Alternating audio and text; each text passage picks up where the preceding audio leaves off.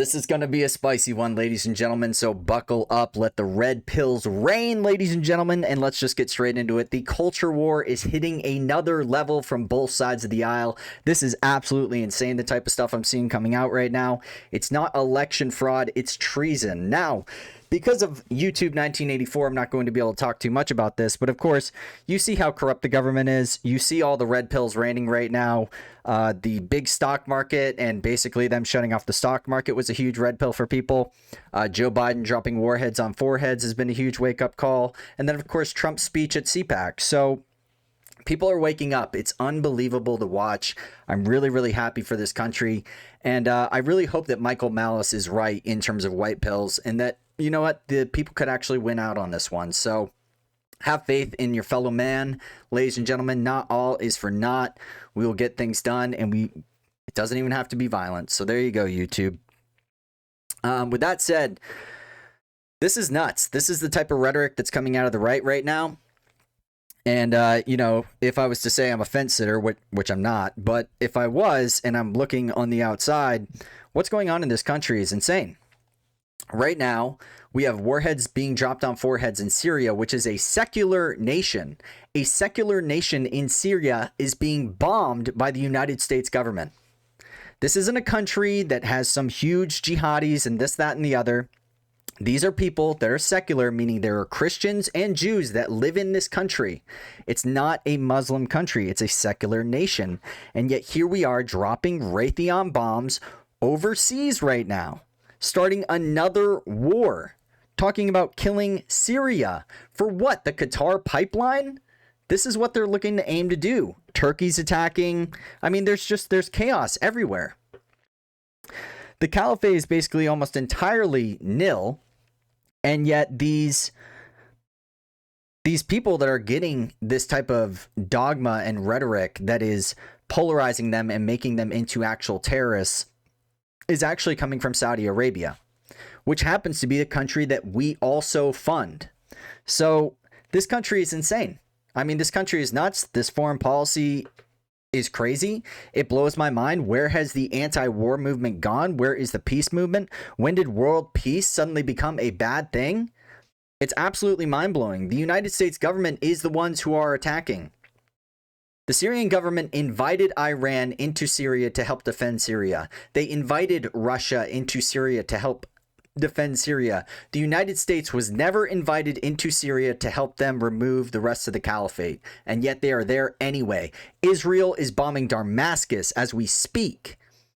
They are bombing Damascus. These are secular people.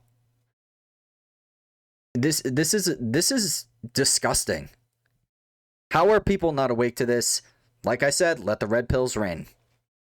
On to the next thing, ladies and gentlemen. For those of you who haven't seen, obviously, huge downfall. And it's kind of ironic because I had a YouTube video that was removed when I was criticizing, I've already forgot his name, Mike Pence. I was criticizing Mike Pence, saying whether he was going to do the right thing or the wrong thing. And I said on that video, he was going to do the wrong thing. So I called it. I knew it. You cannot work with the establishment. The establishment has their own vested interests, and they allowed the people to ride for a little bit, and now we're back to the establishment, and people are cheering it on. But I'm hoping, I'm praying some of these liberals and leftists will actually wake up to what's going on in our country. They're talking about opening up immigration. They're talking about pumping another $3 trillion into our economy. We're going to reach a level of hyperinflation that's going to just rival, I don't know, are we going to become the next Japan? Is that the idea? Are we going to run Keynesian economics for basically forever? The dollar is dropping. They're purchasing so much stuff with no GDP. So I don't know what's going on. It makes no sense on the world stage. So obviously, you know, I talk about symbolism. I talk about the occultism. For those of you who don't know, it was Joe Biden on the 36th, meaning 3 6s, 666. That's when he started bombing Syria. The amount of symbolism these people do in basically all of their worldly affairs is nuts. I highly recommend you look into it. It will blow your mind. It will absolutely blow your mind. For those of you who don't know, maybe you follow Robert Barnes. I highly recommend him. Check him out. He does a weekly podcast with Viva Fry, who is a lawyer from Montreal. Either way, his information is very, very spot on, and I highly recommend him. He called this. He knew. And he was the one who actually established that Mike Pence could actually do this. There were a majority of states, or even if it wasn't a majority, a minority of states that were saying that they wanted to have their electoral votes recused, right? They wanted them back. They didn't want to actually send them. They wanted to actually dive into the election and stuff like that. And they wouldn't let them. And they just forced their hand. So the establishment is back 100%. You have Raytheon board members. You have the ambassador to China being the former president of Disney, I believe. So, I mean, China's basically going to own the United States. It's unbelievable, the deal they did with the Red Dragon and the Devil. It's kind of ironic because if the United States would stop paying China, the CCP would fall overnight. It's unbelievable. These people are under complete lock and key. I mean, look at our country right now. Does our country look more like America, or does our country look more like China? This country looks a lot more like China. And people need to wake up to that. This is the great red pilling. This is the great Ron Pauling, if you will, ladies and gentlemen. For those of you who don't know, Mr. Ron Paul, just an amazing man. Peace, freedom, and prosperity. What an amazing message. Why can't that be the message of the right? And of course, that's what we're trying to produce. We're trying to produce a populist movement that is infectious and wants people to actually look out for the people's interests, right? By the people, for the people. The Constitution is a wonderful document that we should all follow. All of these people put their hands up and swear an oath to it and then proceed to just use it like a rag. I need people on the right to stop saying Constitution, Constitution, Constitution. It doesn't do anything. They just walk all over it. They don't care about our rights. They care about power and control and money. Those are the three things that they want. You have to think about how these elitists think. They're just, it's a big game, right? And we're just pawns in a big game. So again, we just need to stand up, wake up, and obviously keep red pilling you as well as your friends. I mean, look at our country right now. Look at what the media industrial complex, the mainstream media, is completely just not really fixating towards. They finally turned their wrath on Cuomo. Obviously, somebody wants, I don't know. I don't know. They're trying to knock him out for possibly a VP slot in 2024. That's what it looks like. Attacking all these these people. Like, this man literally sent COVID-infected patients to nursing homes. These people literally want to kill us. They want to kill grandma, they want to kill mom, and they want to kill dad, and they want to kill, they want to kill off the old generation. Like, this mind control is absolutely perplexing. How anybody is able to watch the mainstream media at this point is, I don't know. The NPC meme is real. It is really difficult to wake people up. Yeah. So again, kill grandma, kill this, that, and the other. Obviously, he's having a lot of sex scandals, and people love that, and it's racy, and this, that, and the other, and it can sell, and it gets clicks, right? The state of our media is an absolute disgrace. They don't actually follow the news. Of course, you have to look to independent analysts as well as media personalities to actually go out there and basically disseminate the actual information from the source, not from anonymous sources, by the way, because those apparently just come out of nowhere. Yeah. So this is what we're looking at in New York right now. And of course, in terms of the culture war, a big one is Candace Owens coming out right now. Take a look at this, guys. It's actually mind-blowing. Candace Owens, similar setup for President Nicolas Maduro down in Venezuela, who also checks notes, is the most popular president in Venezuelan history, who checks notes again, legitimately wins every election cycle, and is surrounded by, checks notes one more time, domestic terrorists. DC is still occupied.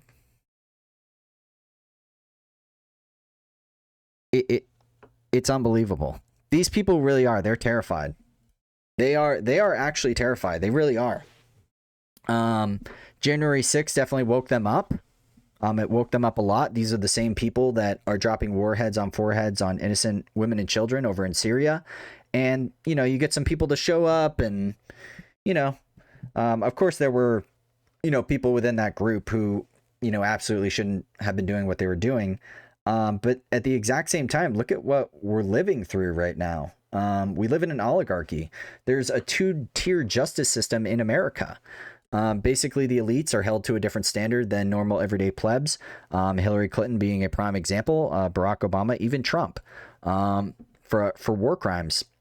But of course, that's never the thing that they talk about, because they don't want to talk about that. They don't want to talk about all of the women and children that they kill and that they massacre.